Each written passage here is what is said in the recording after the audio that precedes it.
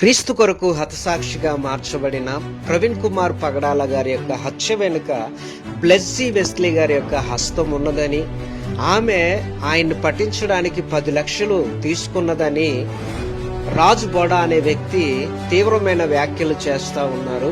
రాజు బోడా గారికి ప్రత్యేకంగా నేను ఒక మనవి చేస్తున్నాను. ఏమిటి అంటే, దయచేసి ఇలాంటి వ్యాఖ్యలు చేయమాకండి సార్.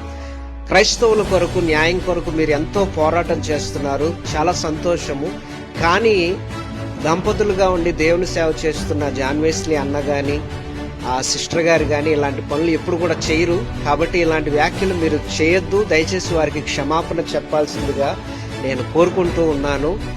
రాజ్ బోడా గారు చేసిన వ్యాఖ్యలు దైవజనుల గురించి కరెక్టేనా, అవునా కాదా అనేది దయచేసి మీరు కామెంట్ లో తెలియపరచండి. మీ వ్యాఖ్యలు చదివి రాజ్ బోడా గారు అర్థం చేసుకుంటారని నేను అనుకుంటున్నాను.